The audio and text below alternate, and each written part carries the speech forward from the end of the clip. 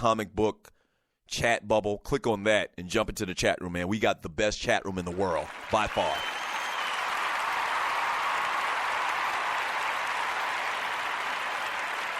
From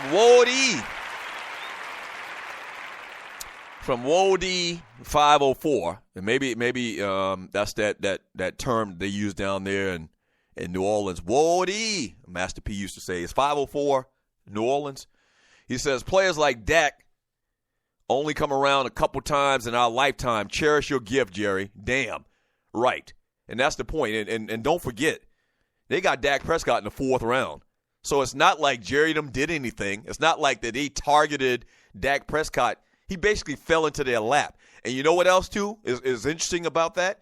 If Tony Romo didn't get hurt, Dak Prescott would never get up the bench. Yeah, he wouldn't have even had the option. Like the way that this thing happened for Dallas and finding out that Dak Prescott is a guy that they can put the title to franchise quarterback is just by happenstance. It's almost kind of like somebody made a deal with the devil. The chances of Dak Prescott being the starting quarterback for the Dallas Cowboys and winning, 14 out of 15 games or 13 out of 14 out of 16 games is so incredible the way that it happened. You really, Dallas doesn't get a lot of credit for this. They lucked into Dak Prescott. Once again, they lucked into him. They didn't do anything. It wasn't their scouting or anything. They took the man in the 4th round. If they knew the man would go 14-2, they would have taken him as the number 1 pick. Any team that needed a quarterback would have taken him as the number 1 pick. The man slid to the 4th round. I'm not giving Jerry Jones and Dallas no goddamn credit. From Rough Buff, Jerry Jones lost his effing mind. From Sidney Jackson, a backup quarterback shouldn't get that or any press. Non-story. Right. And I think when these guys asked Jerry Jones the question, being a guy that's asked a lot of questions in interviews or whatever, I think they were looking for a response about, them trading him. Like, they didn't expect Jerry Jones to say some dumb shit like that about he going to play in a Super Bowl. Wait a minute. They're scratching their head. How is he going to play in a Super Bowl? They didn't expect that. No way they expected when they asked that question for Jerry to give a response that Tony Romo is going to play in a Super Bowl for the Dallas Cowboys. Based on the comments, he meant Dallas too. He didn't mean, he's going to play in a Super Bowl for another team, for the Arizona Cardinals or the New York Jets or something like that. No, he meant the Dallas Cowboys. Now, that doesn't fit. That response doesn't fit the scenario, the equation that we have going on here in Dallas.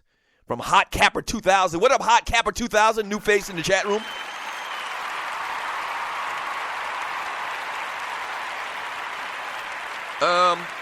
He says, don't let Dak end up like Colin Kaepernick. I'm just saying, this man might flame out after his rookie season.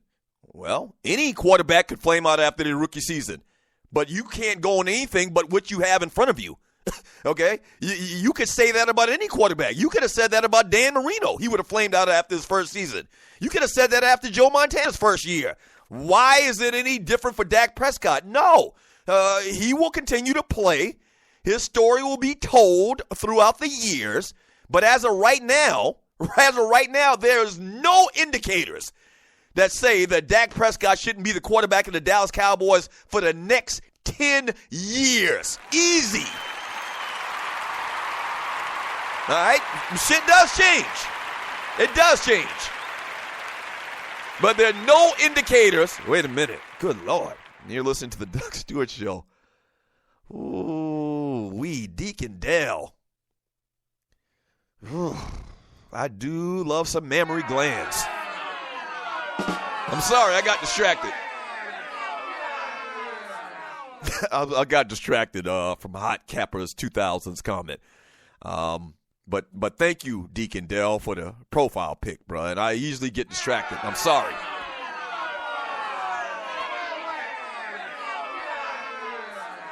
From Brian Hill, just get what you can for him and take the hit. Nobody paying for a lame duck quarterback and Tony Romo. I guess he's talking about Tony Romo.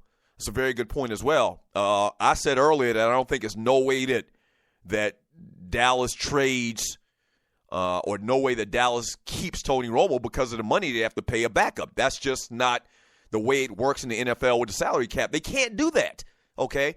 But the other side of that conversation as well, and you're listening to the Doug Stewart Show, is nobody's going to take over Romo's contract the way it stands right now. What's going to happen, the one or two things that are going to happen, they have to happen, is one, Dallas is going to have to pay a part of his salary even if he goes to another team, because nobody's going to give $14 million to Tony Romo in his battered condition. Or two, if they don't get any takers, which really this is what you call negotiation 101, if you're an NFL team, you know good and well that Dallas isn't going to keep him. So what do? If all of the teams could basically collude together and say, we're not going to make a deal for Tony Romo, then it sounds crazy as hell, but Dallas would have to cut him.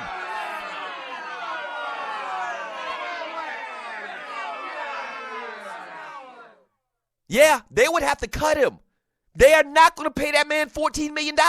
Stop it. Now, even Jerry, we've talked a lot about this. I thought about it for a second just now. It kind of flashed across my mind. This is a kind of different situation because Jerry Jones has this creepy fascination, love affair for Tony Romo. So if anybody were to pay a backup quarterback $14 million, it would be Jerry Jones to Tony Romo. But even Tony Romo, even Jerry Jones, I don't think is that silly and that in love with that player. Not even Jerry. But that's the two options. The two options is that the Dallas Cowboys cover a large portion of his contract when he goes to another team in a deal, or they cut him and somebody gets him off the waiver wire. I don't know exactly how that works, to be honest with you. I don't know exactly if, the waiver wire, would he have to pay the salary? Oh, yeah, if they do waiver wire, then I think that they would have to pay his contract. So that's not going to happen. Back up. He would clear waivers. And he would be a free agent. And at that point, teams would start to court him. And there are a couple of teams out there that could use a Tony Romo that got a bad quarterback, or their quarterback's about to retire, or he's lost a step 2 or 3. So he would play, but nobody's going to get that cat $14 million. That's ridiculous. He would clear waivers, and he would become a free agent. It's as simple as that. Let me grab a call. Caller, thanks for calling the Doug Stewart Show. What's your name? Where you calling from? What you want to talk about? Doug Stewart, what it do? John Fisher in the building, baby. John Fisher in the building. What up, baby? What you got? Man, I think Romo's out of there, man. I think they'll probably work out some type of sign and trade. He'll probably take a pay cut, and they'll let him pick the team that he wants to go to. He'll probably take a pay cut and end up somewhere like either Arizona, Houston, or or maybe even Denver. Right. And I don't know if you saw the story, but Mike Godsey, the offensive coordinator for the Houston Texans, got fired yesterday. And the reason I'm even familiar with this particular coordinator, remember Mike Godsey played quarterback for Georgia Tech for many years. But he's looking old as Methuselah right now. So they got rid of him, and they're going to bring in somebody that hopefully can get the best out of Brock Osweiler. Yeah, I mean, I don't know. Then you got another problem in your hand with Brock Osweiler if you're Houston, because they gave him a deal of $72 million. I don't think it was guaranteed, but that was the bonus. So it's very tricky. But, yeah, a couple of spots it makes sense for him to go to. Houston, if they're trying to take that next step and they can keep Romo healthy, I would do that. I would do that for real. Yeah, when you look at a team like Houston, you figure after seeing what happened versus the Patriots, they were a quarterback away from competing in that game and having a chance to really win. Right. So, between them and Denver, who we saw one with a barely good Peyton, with a pretty bad Peyton Manning, those type of teams that got stellar defense, they'll try to take a chance on Romo if he'll take the pay cut. Other than that, I mean, I hope Jerry Jones wants to keep him because, that'll keep Dallas at the bottom of the league, man. All of this even being a story is just going to keep Dallas at the bottom of the league. Well, not bottom of the league, but they're going to keep coming up short, man, and I'm gone, bro. Hey, appreciate the call. That's my man, John Fisher, and he's gone. All right. I think I said Mike Godsey, not Mike Godsey. It's George Godsey. Yeah, I think I said Mike Godsey, but it's not Mike Godsey. It's George Godsey, I believe, as the coordinator for the Houston Texans. I think he came in right after Joe Hamilton at Georgia Tech, and he was under Ralph region, and they used to throw the ball around a ton, and Gotsi got a lot of records at Georgia Tech. You look at Gotsi right now, he look like he's 70 years old. Yeah. Pull up a picture of George Gotsi. And he look old as Methuselah. He's bald, and, it's just like, damn, Gotsi, what the hell are you doing? But anyway, they fired him from Houston yesterday. They're making him out to be kind of like the scapegoat for Brock Osweiler hitting his terrible play. And so the thought was they're going to bring in a new coordinator and try to get maximum production out of Brock Osweiler. I mean, once again, they gave New England all they could handle in the first 3 quarters of that game this weekend. The defense, the number 1 rated defense in the NFL, okay? And, yeah, you put Tony Romo in this. I clown Tony Romo, but stat-wise, if Tony Romo could cut out some of the mistakes, which he's known for, kind of like him and his hero Brett Favre, where they just throw the ball to the other team. Maybe he's older and wiser. He sat on the bench for a whole year and he could watch. Maybe he goes to Houston and they get good Tony Romo that doesn't throw the ball to the other team, and they have Tony Romo playing at his best this weekend. They probably beat New England. They do.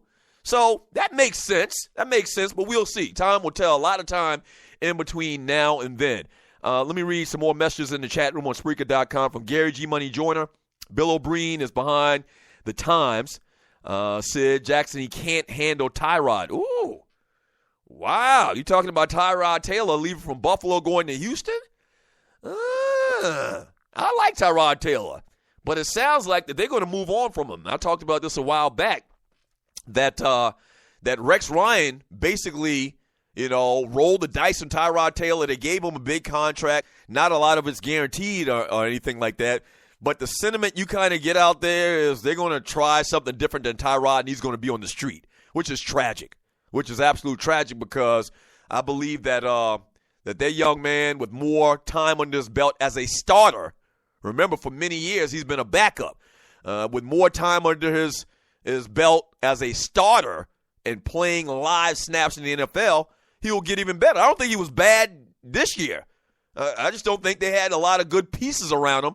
But over time, I think he'll get better. Once again, you're a black quarterback. You got to be double. You got to be triple as good as your competitors to keep your job in the league, and that's a sad state of affairs.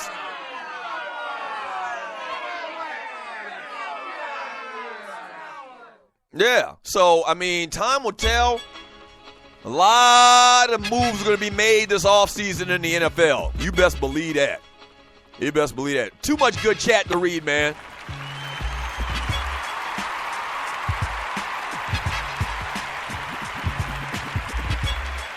All right, when we get back from the break,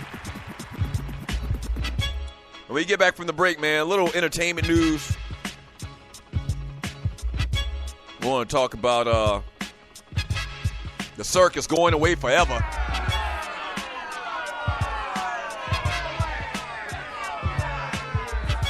Birthdays, but we'll talk about this circus story, man. One of the saddest stories I've ever heard in my life, man. I got a couple of circus stories to tell.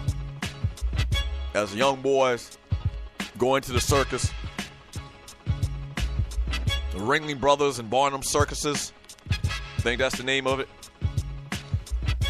Now all the trapeze artists and everybody got to get everyday 9 to 5s.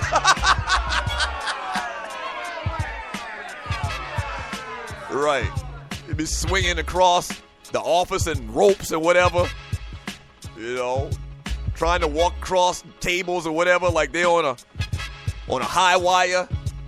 Hey man, this ain't the circus no more. This is the office. You can't do that shit around here.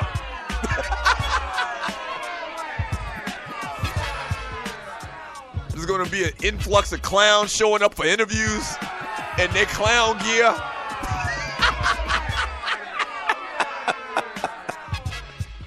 Right.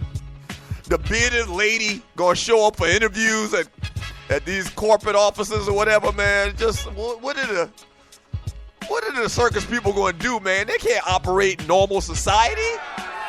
We'll talk about it when we get back. Don't go away. Oh my God.